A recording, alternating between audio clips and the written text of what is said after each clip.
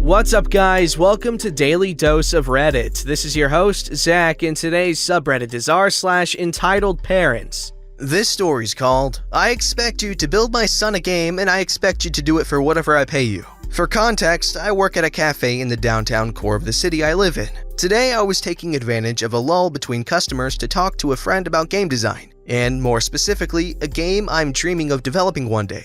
Granted, said dream though is probably a pipe dream in all honesty, given how time-consuming and expensive it is. We were talking about how the game's multiplayer would be structured when this story begins. Here's the cast. Entitled Kid. Entitled Mom. Friend. Me. Entitled Kid has been hovering around, obviously within eavesdropping distance for that last couple of minutes when he moves in and inserts himself into the conversation. Wow, that game sounds cool. Me, both enthused at the interest and annoyed at the intrusion.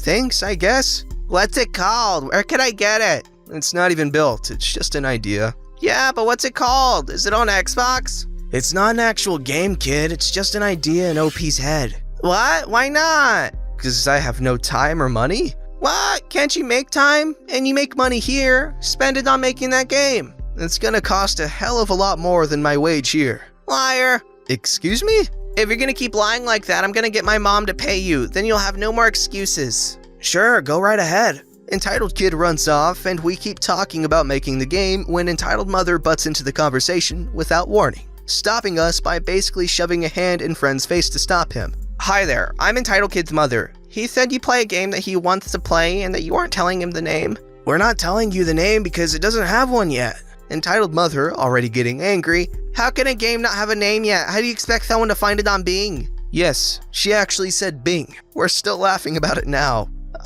Doing my best to keep a straight face. It's not even made yet. Friend, doing the same. It's not even being made. Entitled Kid, behind Entitled Mom. What? You guys are talking about how to play it though. Just because OP knows how it'll play doesn't mean it's actually made. And how does that work? How do you know all that if it's just in your head? Bluntly, I say, you've never imagined how something works before? Entitled Mother pauses visibly before continuing. Alright, fine. How long will it take you to make this? Probably quite. Have you even started? No, I don't even have the money. She gets angrier. What? You have a job, you know? You earn money working here, right? Whatever. My son's gonna keep hounding me about this, so how much will I have to pay you? Wait, you pay him?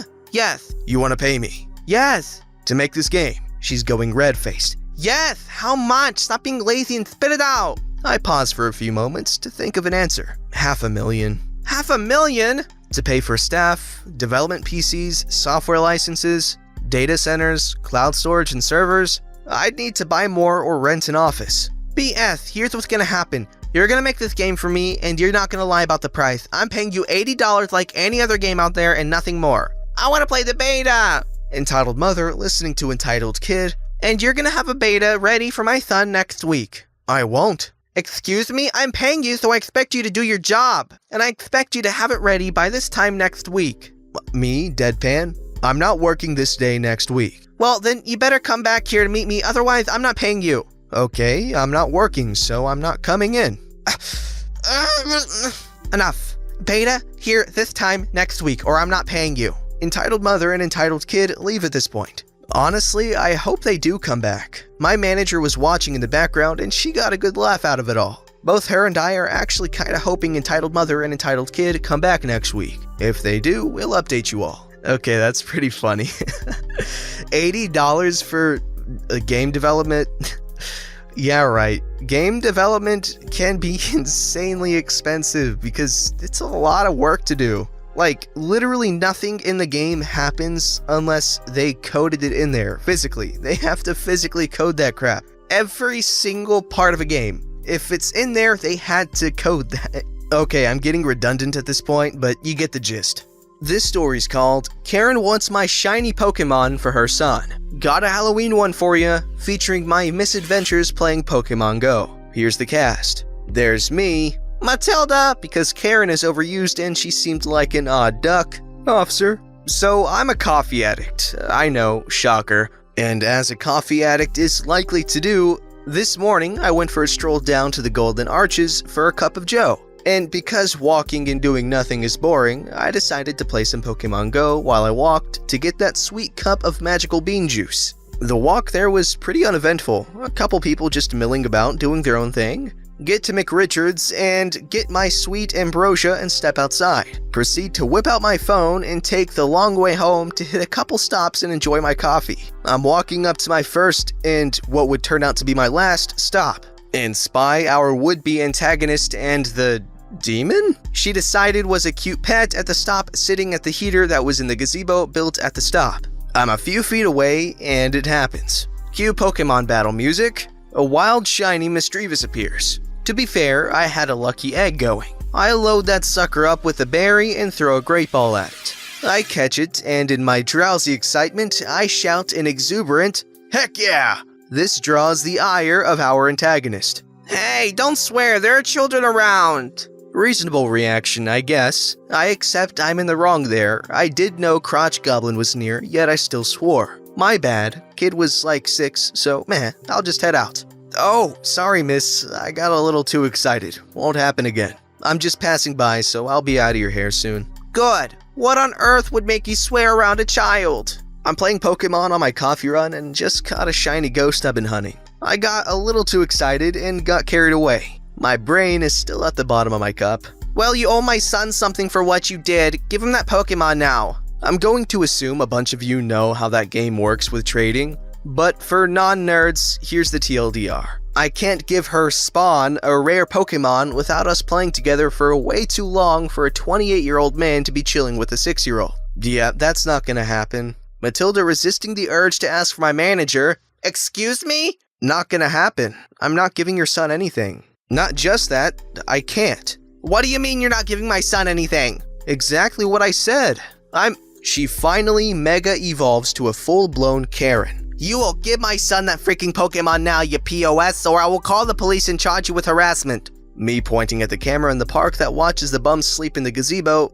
Go ahead. In true entitled fashion, she actually calls the police on me. I haven't even gotten within 5 meters of this woman, and I know the camera has seen it all, including my happy dance and catching that little crab. Spoiler, I can't dance. The Royal Canadian Mounted Police show up and, of course, Matilda instantly flies off the handle and starts spewing vitriol at them about how I'm basically Hitler. Seriously, she made me out to be a wandering child fan and serial violator in the same breath. I'm just leaning against a fence, looking bored and annoyed, throwing balls at passing Gaslies, sipping my coffee. Calm as can be, despite my annoyance, only because of the coffee. The officer approached me and asked me what happened. I was on my morning coffee run and playing some Pokemon Go on the way there. I caught something I've been hunting for a while and got excited and swore within earshot of her and her son. I hold up my phone displaying my new trophy. "Did you ever approach that woman? She's saying you tried to touch her son?"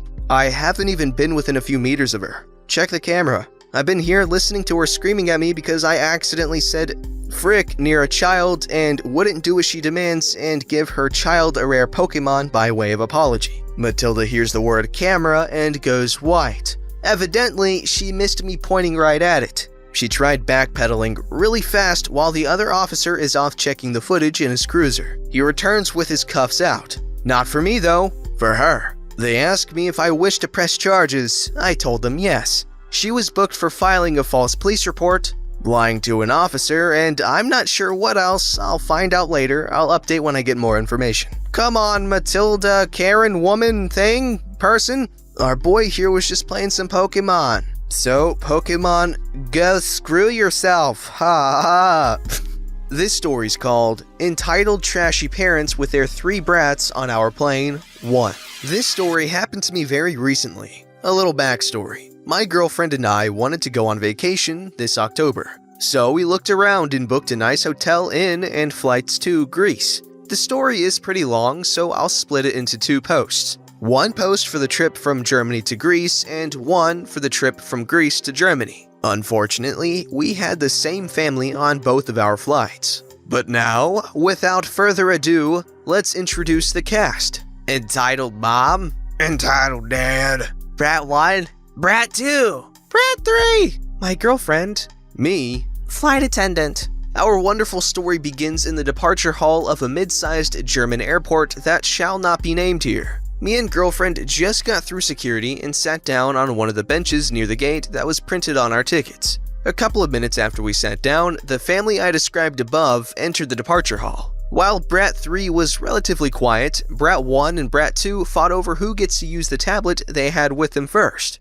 After a couple of minutes, they were yelling at each other loud enough for a security guard to come over. Entitled Dad decided that they should use it together, so he came over to us. Stand up. My children need to sit here so they can watch a movie together. Well, how about no? There are more than enough other places to sit here. Yeah, but this is our gate. We have to board our plane from here. Yeah, well, it's our gate too. First come, first serve. Stand up now. No, get lost. Contrary to our expectations, Entitled Father actually went back to his family and guided Brat 1 and Brat 2 to another bench. The whole family sat down around this bench, and they were relatively quiet for the next 1.5 hours. When the screen above the gate started to show that the boarding for our flight was to start soon, it got loud again. Entitled Mother and Brat 3 started to argue about something, and after a while, they got so loud that pretty much everyone in the whole terminal heard them. I don't wear diapers, I'm not a baby! Honey, please, it's just to make sure nothing happens. Airplane toilets are dirty, I don't want you to use them. I'm not a baby! And so on and so on. After all this went on for about 5 minutes, Entitled Mother just took Brat 3 to the toilet while she was throwing herself at the ground to stop Entitled Mother from taking her there. The boarding started a short while after this scene happened, and both girlfriend and me were hoping that we would sit far away from this family. But of course, almost as soon as we sat down, Brat 1, 2, and 3 sat down in the row right behind us, and Entitled Dad and Entitled Mom in the row behind them. Brat 3 was still crying and yelling about not being a baby, while Brats 1 and 2 started to fight over their Nintendo Switch right after sitting down. Entitled Mother stopped the fight by telling them to play together. So they put down the table and put the Switch there to play together. Once boarding was completed, the flight attendant told them to turn off all electronic devices and to put the table back to the original position. Brat 1 tried to argue with the flight attendant, but she just told him to do it or to leave the plane, which silenced him pretty fast. From here on, everything was pretty normal. The plane took off, the flight attendant started the service, and so on. Soon after the takeoff, the pilot told us that we should keep the seatbelts fastened for the whole flight due to expected heavy turbulences. Of course, Brats 1 through 3 didn't listen to that and started to jump around their seats right after we reached cruise height. About halfway to the flight, it started to smell pretty bad. Shortly after, I noticed it. Entitled Mother stood up and went over to ask Brat 3 if she used the diaper. Brat 3 shook her head, but Entitled Mother took her, laid her down on the floor of the corridor, and started to undress her. The flight attendant saw it and went right over to her. Excuse me, madam, what are you doing? I changed my daughter's diaper. I think that's pretty obvious. She proceeded to undress Brat 3 and open the diaper, which made the smell increase a lot. Madam, as we told you before takeoff, this aircraft has 2 lavatories, one in the front and one in the back. Those are also equipped with changing tables. Yeah, and I bet you that both are dirty as hell. There is no way I changed my daughter there. Madam, I have to ask you to dress your daughter again, take her to the lavatory, and change her diaper there. I can't do that. Don't you smell it? She pooped herself. I can't just dress her and keep her in a dirty diaper for the rest of the flight. I didn't ask you to keep her in the dirty diaper for the rest of the flight. I only asked you to change her on the changing table that we provide for situations like this. The smell is bothering the people around you. Fine, I'll do it, but if my little girl gets sick, I will sue you. During this whole episode, Brat 3 kept crying and yelling at Entitled Mother. After this discussion, Entitled Mother threw Brat 3's pants on the floor, closed the diaper, and grabbed her bag and took Brat 3 to the toilet. Another couple of minutes later, she came back, put Brat 3 on her seat, and stuffed the dirty diaper in the bag on the seat in front of her and sat down on her seat. Flight attendant came over and asked Entitled Mother to take the diaper and throw it in the bin on the toilet, but she refused to do that. During this discussion, the expected turbulences started, and flight attendant had to get to a seat and buckle up so the dirty diaper stayed where it was, in the pocket right behind girlfriend's seat. The rest of the flight was more or less normal, except for the crap smell from behind and the fact that Brats 1 and 2 kept kicking my seat and arguing about who should use which Switch controller. After the plane landed and we stopped at the gate, the whole family got up almost instantly, took their hand luggage, and went on to leave the plane. They left all their trash. including the dirty diaper on the seat and in the bags, and refused to take it with him after flight attendant told them to. As soon as they left the plane and got into the arrival terminal in Greece, Brat 3 screamed at entitled mother that she wants to take off the diaper and that she isn't a baby anymore, while both Brats 1 and 2 kept mocking her for wearing it. While she took Brat 3 to the bathroom, Brats 1 and 2 got onto the luggage band and tried to surf on it until one of the security guards stopped them from doing it. Thankfully, entitled mother and Brat 3 didn't come back before girlfriend and me got our luggage, and the other kids stayed pretty quiet after the security guard talked to them. To be honest, this was one of the worst flight experiences in my life, only to be topped by the flight back to Germany and by one flight where the guy next to me threw up all over me. Okay, I'm not gonna lie, dude, that sounds absolutely terrible. I will say this, next time this sort of thing happens, ask the flight attendant if there's any seats available in first class, because they might move you forward. Because trust me, they'll be pretty understanding when dealing with people like that. Don't forget to like, subscribe, and hit that bell to never miss an episode.